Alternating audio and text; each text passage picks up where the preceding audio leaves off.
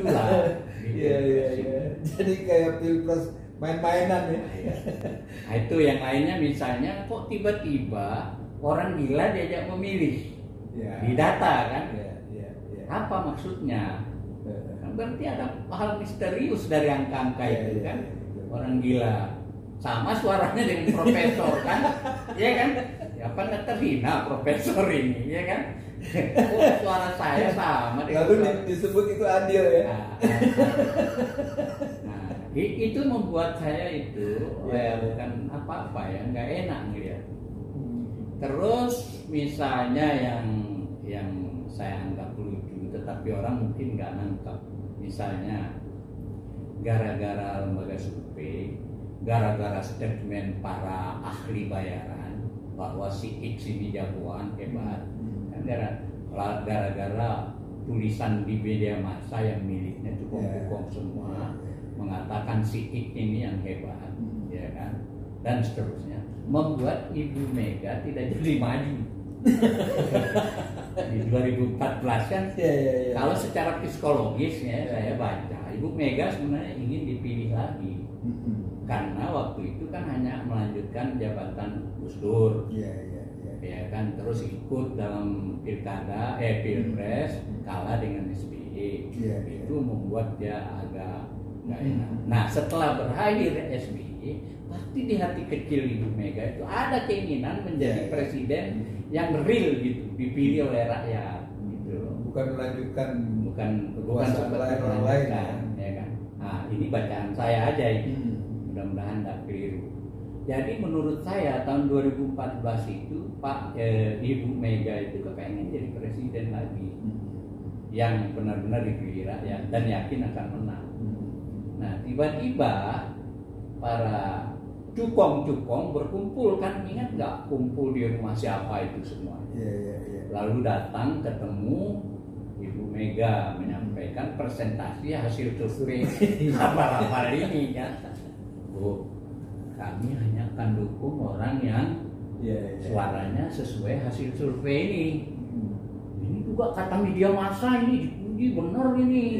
Bahkan internasional udah beri penghargaan luar biasa ke tokoh ini. Terus ini juga pernyataan dari ahli-ahli politik juga seperti itu. Jadi ya ini kami pegang, kata si Bandar ini kan. Jadi kalau Ibu maju ya maaf Bu, mungkin kita kurang inilah gitu. Hanya ini yang bisa kami bantu.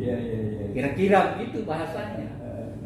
Jadi dari situlah muncul ini barang. Dan Ibu Mega akhirnya kan menurut saya bahasa ya kamu petugas partai itu bahasa agak ngambek-ngambek. Ya kan? Itu gara-gara artinya pilpres langsung ini bisa diintervensi lewat kerja intelijen, oleh lembaga survei, oleh media massa, oleh apa, tergantung maunya cukong yang sudah barangkali sudah punya agenda.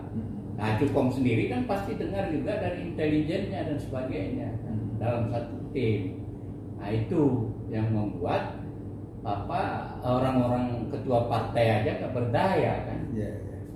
Kalau saya tanya menurut perkiraan saya Bu Mega sebenarnya tahun itu pengen, tapi ya itu terpotong oleh yang dianggap itu pilihan rakyat lah ya. Ya dan sebagainya itu kan kalau dipikir-pikir survei-survei itu kan saya pernah juga di samping dalam kasus Sudrajat dengan Caibu yang margin errornya 20% itu kan yang paling aneh sedunia itu.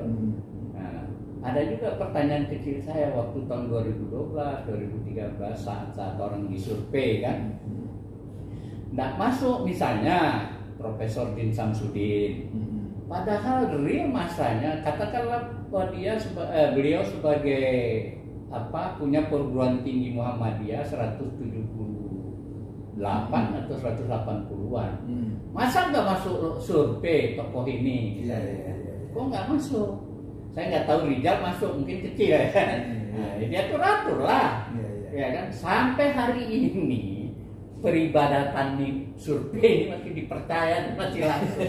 Padahal saya udah bilang, saya setengah ngejek-ngejek juga, saya minta maaf juga. Saya bilang Bung Hatta dulu belajar ke luar negeri, pulang dari luar negeri bawa ide koperasi, ya kan, betapa mulia dia ingin membangun bangsa ini. Ini lulusan luar negeri sebagian pulang ini datang merutak membodohi rakyat kan. Itu yang saya sedih gitu loh. Kenapa dengan cara-cara begitu mereka tega? Ada lagi juga yang mendapat ilmu dari luar negeri bagaimana mengakuisisi perusahaan orang misalnya. Nah, ilmu itu barangkali korbannya itu keluarga Soeharto. Ada kan? Jadi ilmu tipu-tipu yang yang didapat itu dibawa ilmu akuisisi lah, ilmu nipu suara lah dan sebagainya itu. Beda kan dengan Bung Hatta dulu pulang bawa ide yang cemerlang tentang koperasi. Nah ini yang saya kritisi ke sebagian intelektual kita itu kok tega-tega gitu. Itu yang membuat saya tidak nyaman. Jadi Bung Hatta ini menyebut demokrasi kardus ini karena kita pernah milih pakai karton gitu ya, pakai kardus. Karton dan tiba-tiba kodok loncat dari dalam. Benar. Jadi apa yang terjadi di dalam kita nggak ngerti ya, nggak tahu ya. Padahal itu cuma karton aja, kardus kan. Kalau dulu kan ada besi, logam, ada kayu yang kuat. Ada sopan santunnya walaupun nakal juga. Ya kita zaman Orde Baru kan tahu lah bagaimana Golkar meraih suara kan. Bahkan orang Golkar sendiri buka kartu begini cara nakal zaman dulu kan. Tapi kalau nakal sekarang betul-betul nganggap kita bodoh bener ya. Jadi saya tersinggung. Rakyat ini bodoh bener gitu. Ya dianggap apa gitu. Anggaplah kalau dibilang pesta kan itu sering kan di acara itu pesta demokrasi ya. Lah pesta kok nyajiin masakan yang busuk. Ya harusnya kan alat apa yang dihidangkan ke rakyat gitu. Karena dia sedang pesta. Dia masa kardus. Oke, kembali ke soal itu. Ini kan banyak orang menyalahkan kembali soal undang-undang dasar yang menjadi berubah begini ya. Berubah boleh dikatakan total lah ya. Dan orang menyalahkan itu kan Pak Amin Rais. Kebetulan kan bosnya Bung Hatta dulu kan di PAN kan. Nah itu bagaimana Bung Hatta? Apakah betul itu Pak Amin Rais yang berkuasa untuk membuat Undang-Undang Dasar 2002 ini? Ya, jadi gini, saya selalu tidak maksudnya bela membabi buta juga enggak. Tapi kita proporsional lah sebagai intelektual untuk melihat. Misalnya komposisi di MPR atau DPR waktu itu PDIP itu 33%, suara terbanyak yang pernah diraih PDIP di DPR MPR. Lalu saya sebutlah Golkar, partai lama yang diperkirakan akan mati, ternyata masih 20%. Gitu. Lah Amin Rais kan hanya punya partai yang 7% waktu itu. PAN 7%. 7% waktu itu, enggak seberapa.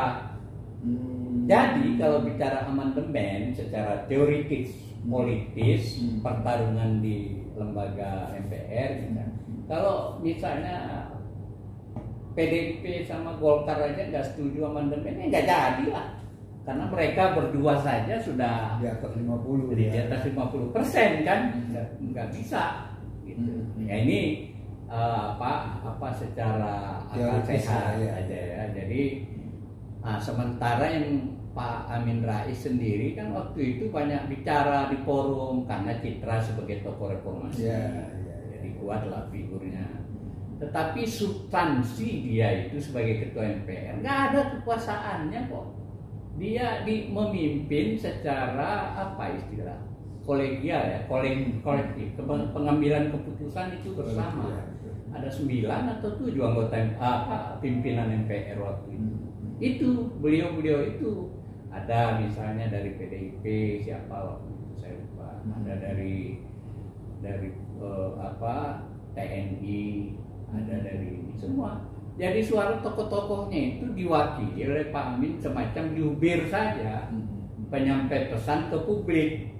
Dan karena citra sebagai tokoh reformasi, dia selalu jadi pusat perhatian di wawancara. Jadi ini beraduk antara ketua MPR dan sebagai tokoh reformasi yang lagi harum namanya saat itu. Jadi orang menganggap semua ini kemauannya Amin Rais. Jadi wajar orang menganggap bahwa ini tanggung jawab Amin Rais. Tapi enggak, kalau proporsi sih sebenarnya kan partai besar itu juga punya tanggung jawab dong. Apalagi Bu Mega yang tanda tangan hasil amandemen kan. Ya, sebagai presiden waktu itu ya. Iya presiden. Jadi ya proporsional aja kita ngelihatnya gitu. Bukan untuk bela Amin ya. Kalau dibilang sakit hati, saya juga sakit hati sama Pak Amin kan di PAW sebelum saatnya. Ya, setahun lebih menjelang berakhir. Tapi kan saya nggak mau kemukakan bahwa saya sakit hati sama beliau misalnya. Enggak. Tetap aja saya apa yang saya tahu yang pantas saya kemukakan sebagai kebaikan, kebenarannya saya sampaikan. Termasuk yang ini ya, termasuk yang orang menganggap Pak Amin Rais. Ya, gitu. Itu terlalu berat lah beban sejarahnya. Sehingga sebagian kawan-kawan sekarang kan ada seperti Pak Prianto dan sebagainya udah hubungi Pak Amin, gimana Pak Amin mau kembali enggak? Ya secara bahasa tubuh sih beliau udah tahu persoalan ini, ingin kembali juga sebenarnya. Cuma kan ada beban moral atau apa sehingga tidak bisa secara vulgar kayak saya yang sudah minta maaf kan. Saya tulis itu minta maaf udah 5-6 tahun lalu saya.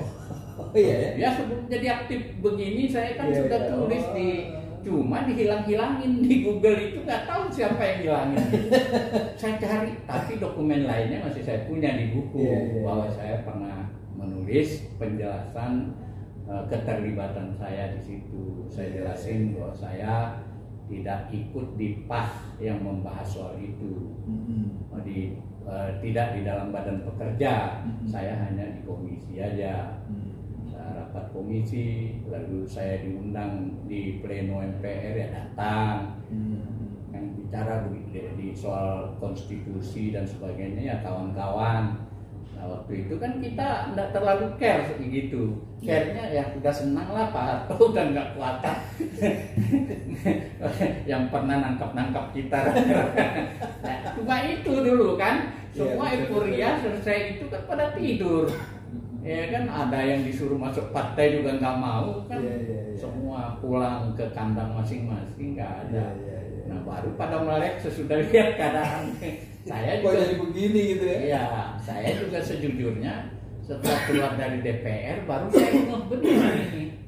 Ada masalah konstitusi, ada masalah-masalah strategis lain yang ini itu sejak itu kan saya bertobat. Gitu. Jadi saya tapi kan saya tidak juga bilang saya cuci tangan lah. Ikutlah bertanggung jawab, tapi paling tidak saya sudah minta maaf. Ada beberapa kawan kayak Habil udah tobat juga. Siapa lagi ada beberapa kawan yang sebagian besar sih tidak berani bunyi. Kalau saya apa adanya aja.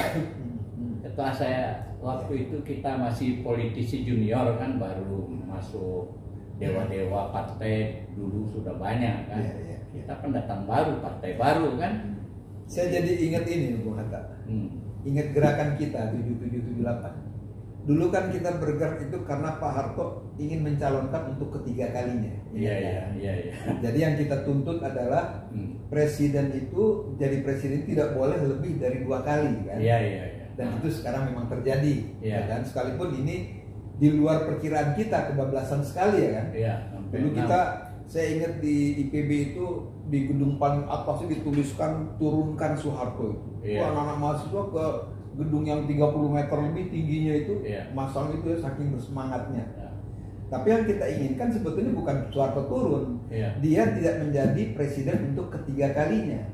Agar supaya pimpinan pemerintahan ini tidak dikuasai oleh satu kelompok orang aja. Dan itu maksudnya kita. Sekarang kan sudah terpenuhi itu 2 periode cuma batasnya kan. Tapi kan ternyata tetap aja kan. Kelompok orang tersebut yang terus berkuasa gitu dan semau-maunya kan Iya, begitu. iya. Nah, saya ingat itu jadinya soal Undang-Undang Dasar 45 ini. Jadi semua kebablasan memang sebetulnya. Iya, sekarang ini ya tadi kan udah saya singgung dampak ekonominya, bagaimana menjadi sangat kapitalistik negara kita ini. Dan kapitalis di Amerika aja masih ada sopan santunnya gitu. Di sini kan perampokan secara kasar dilakukan, ya kan? Berbagai cara dengan menunggangi konstitusi, undang-undang ya. Lalu dari itu ekonomi, tapi dari segi politik juga mereka kerjasama penguasa-pengusaha ini ingin semua diatur oleh mereka. Itu kan jauh dari semangat demokrasi dari yang disuarakan oleh para reformis itu kan. Itu menyimpang, dan kita bersyukur masih ada kelompok 98 yang mau turun ke jalan kemarin kan. Mungkin mudah-mudahan mereka benar-benar serius, semangat ya kan, karena dia mulai kritisi soal kolusi keluarga presiden, kolusi atau apa itu yang terjadi kemarin? Saya kira ya kolusi ya gitu. Kan itu di ini kan berarti misi KKN, nanti KKN masih jalan. Mudah-mudahan serius mereka, jangan padam begitu aja kan. Nah, itu ada harapan kalau anak muda yang maju. Tapi biasanya nih peng-peng ini juga tahu cara memadamkan yang kayak begitu, Bung Hatta. Nah itulah, maka saya memang di era serba duit ini semuanya rawan. Ya kan beda sama 7778, mayoritas kita ini kan tidak mata duitan lah saya. Masih ada spirit idealisme, tidak mudah dikooptasi kita ya. Paling-paling ya karena posisinya atau jabatan, ya itu pun masih sopan santun lah sama kita. Tidak juga vulgar, masih kita bisa berteman ya. Masih bisa dihitung jari lah ya. Iya. Maksudnya angkatan kita yang pejabat terus menyimpang gitu kan. Iya, kita syukuri lah gitu loh. Masih ada yang semangat. Gitu. Oke, jadi memang definisi demokrasi kardus itu mulainya dari itu ya, dari betul-betul kardus ya. Buat dan kardus digembok pakai besi. Ini memang agak kalau Rocky Gerung bilang kita dungu, ya benar lah, kita dungu memang betul. Buat apa kardus digembok pakai besi kan? Untuk apa coba? Orang disobek itu pakai silet aja selesai gitu urusan. Digembok pakai besi. Terima kasih nih Bung Hatta ini. Jadi ini pencerahan juga buat kita semua tentang, karena kita kan ingin demokrasi yang sebenarnya kan. Kalau Bang Hariman Siregar bilang kan demokrasi yang sebenarnya katanya kan. Sebenarnya menurut semua orang gitu. Jadi sekali lagi pemirsa, kita bertemu dengan Bung Hatta dan mendapatkan informasi yang mungkin selama ini terpendam ya. Banyak orang nggak tahu kenapa kok tiba-tiba Undang-Undang Dasar 45 seperti sekarang ini ya kan. Nah, kita sudah jelas apa yang kita dengarkan dari Bung Hatta. Terima kasih banyak. Mungkin Bung Hatta ada pesan yang akan disampaikan kepada pemirsa. Ya, saya kalau bisa berjuanglah kita agar kita kembali ke konstitusi UUD 45 itu. Bahwa itu misalnya dicurigai akan jadi otoritarianisme dan sebagainya, itu kan kembali kepada kearifan penguasa, dan kita akan cari sistem atau cari pemimpin dengan cara yang lebih baik. Tidak bisa dengan pilpres langsung kita temukan pemimpin yang baik, apalagi ada presiden threshold segala, semua pasti itu maunya orang partai-partai aja yang berpesta. Kalau partainya dalam itu sebenarnya nggak apa juga ya, tapi ada di belakang ini kan yang bermain juga. Jadi kalau mau kita dapat pemimpin yang baik, ya kembali ke cara pemilihan perwakilan, musyawarah, ya mau di MPR atau mau di rakyat, tapi MPR berperan menyeleksi gitu loh. Karena memang kalau kita mau berpikir objektif, yang sesungguhnya punya masa itu kan ormas. Ya kan, yang nyata kan, seperti Muhammadiyah, Persis, ya kan, NU, ya kan, atau kalau itu apa namanya persatuan gereja itu kan punya masa yang nyata. Iya. Dan harusnya mereka juga diwakili kan. Iya, itulah utusan golongan. Itulah iya utusan golongan itu. Makanya kursi-kursi itu buat beliau yang mulia itu. Iya. Ikut bermusyawarah untuk memikirkan nasib bangsa agar lebih baik. Iya. Tapi masa tokoh ini yang punya masa, yang pesta lain lagi. Yang pesta lain lagi. Benar. Oke. Terima kasih Bung Atta. Oke. Assalamualaikum warahmatullahi wabarakatuh. Waalaikumsalam warahmatullahi wabarakatuh.